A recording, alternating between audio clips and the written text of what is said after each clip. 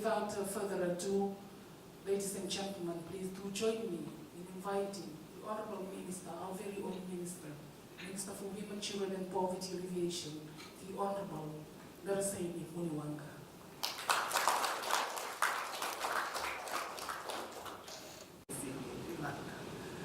The directors of the ministry, Director Women, Director PMU, Director Social Welfare, is coming, right? Right.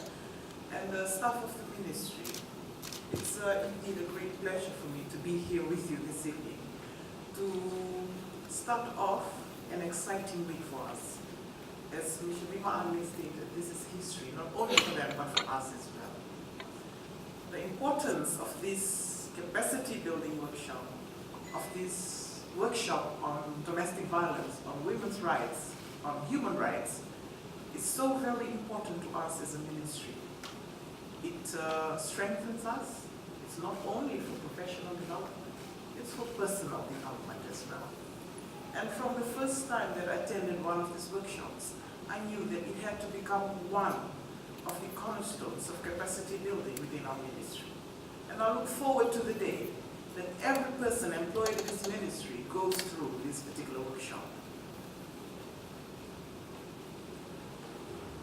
At the outset, I wish to acknowledge the Fiji Women's Crisis Center for lending their expertise, partnership, and finances as well in conducting this workshop on week 4 to the benefit of the ministry and the officers of the ministries. Today's event signifies another milestone achievement for the ministry's broader efforts to promote gender equality in Fiji. And this training will take us through the basics of gender, violence against women and human rights, and enhance our ability to look at the issues in front of us in relation to the service that we provide with a broader understanding and perspective. Gender equality is a major priority for the Fijian government and is embedded in national and international commitments and laws.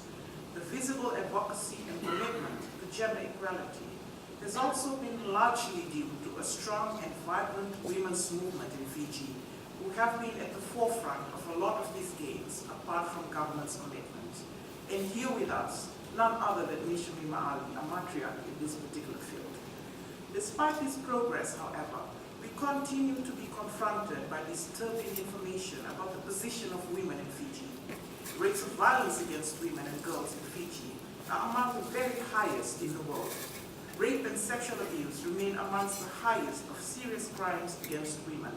Sexual harassment in the workplace and the glass ceiling are still a thing in our workplaces. Also, cultural and traditional attitudes towards women's roles in development limit our participation in formal employment and in taking up positions of leadership. This situation must be changed, and a very important place to start is at this level of awareness for greater understanding of the issue. If development is to be sustainable and is to have a viable future, it must take account of the principle of gender equality, gender equity between men and women. Fijian women and girls make up nearly 50% of our population. We contribute significantly to the national progress, be it at the home front, within communities, or at both the national and international levels. We certainly deserve our nation's collective support. The ambition of achieving the Sustainable Development Goals cannot be achieved without putting women in the center of our efforts.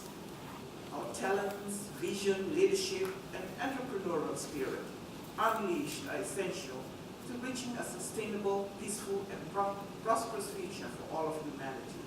The intersection of violence against women, gender disparity, and unequal power relations in society creates systems of patriarchy where women's rights are oppressed and they become vulnerable to exploitation and discrimination. This system further creates opportunity for violence to take place, whether it's physical, emotional, psychological, or even economical. Violence against women is now widely accepted as a national agenda item, and is a good example of government and non-government organization partnership platform. Whilst it is true that men can also be victims of such violence, statistics show that such incidences are negligible. when compared to incidences where women are the victims. The ferocity, frequency, and consistency of men's violence against women are statistically and significantly higher. A report by the Fiji Women's Crisis Center, Somebody's Life, Everybody's Business, revealed that 72% of Fijian women experience one or more types of violence in their lifetime from their husbands or intimate partners. This includes physical, emotional, and sexual violence. The survey also noted that women were beaten during pregnancies and raped by their husbands or partners after physical abuse. Violence against women and girls is a social problem that many people witness and experience through their lives, sometimes as victims, sometimes as aggressors. Too many of our children witness the incidents of domestic violence within their homes on a daily basis. And in some settings, violence is still being justified, and as such, it goes unreported. Laws alone are not enough to put an end to violence against women. We as individuals and as staff of the ministry must do more. All of us, and especially men, must take a stand against abusive and discriminatory behavior. We all have a role to play in ending violence and discrimination against women. Women's issues are not only limited to women. It affects every sphere of society. The first and foremost, human rights issues as well. Their family issues, their religious issues, their business issues, their societal issues, and they, of course, are national issues. Gender-based violence in a domestic setting thrives in silence. It is therefore important that we understand this and that we look at ways of addressing this at the ministry level. The message needs to be consistently loud, clear, and unequivocal that violence against women and children is illegal and immoral. This ministry needs to be well equipped in its understanding and in our dealings within the workplace, at home, and in the community. The fight against gender-based violence must continue to remain a national agenda. In the true spirit of working together with stakeholders, we will continue this work to address gender-based violence and discrimination. To help achieve this, the Fijian government launched the National Gender Policy in 2014. Policy supports government's national development goals and is a guiding policy on gender equity, equality, social justice, and sustainable development. Within the framework of this policy, our ministry has established a group of gender focal points across government who have been instrumental in progressing and monitoring the implementation of the policy in their respective agencies. The National Service Delivery Protocol, a commendable undertaking, made possible through the extensive consultations across the government and the existing service providers in the area of the elimination of violence against women, or the EVO task force. It provides for a multi-sectoral response to ensure that appropriate, timely, and quality services are provided to survivors of gender-based violence. It also ensures that perpetrators of violence are dealt with adequately and justice is meted out to survivors in relation to survivors and victims.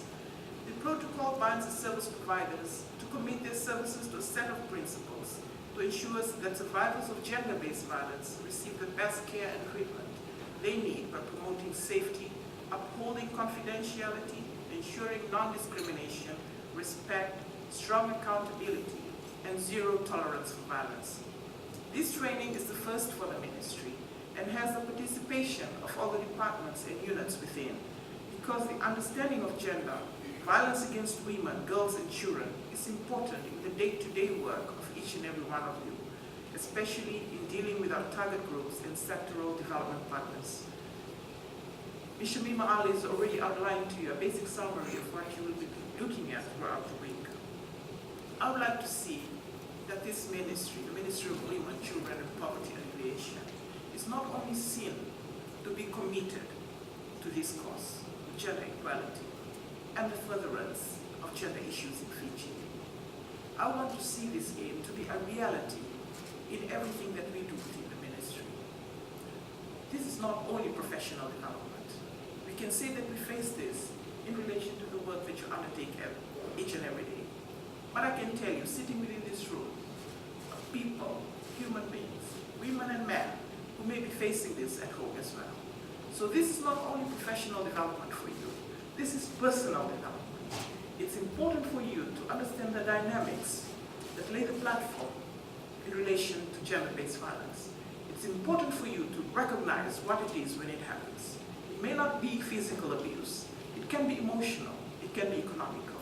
But once you understand the dynamics, the platform on which gender-based violence occurs, then you are empowered to know what the choices are out there.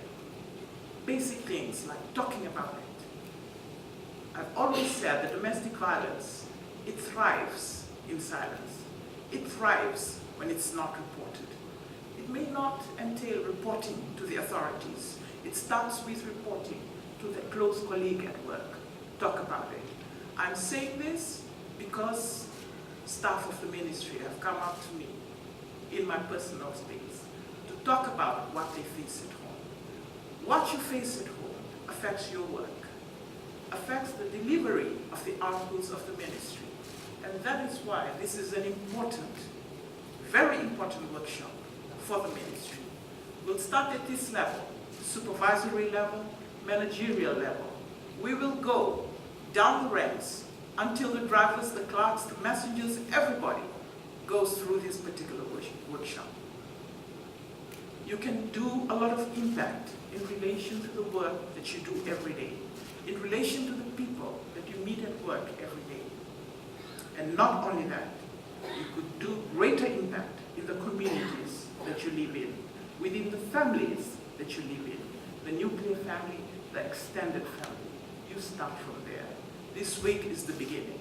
To understand the dynamics, to recognize it when it happens, and to know what you can do to assist us, assist the national agenda to eliminate violence against women and children from our Fijian society.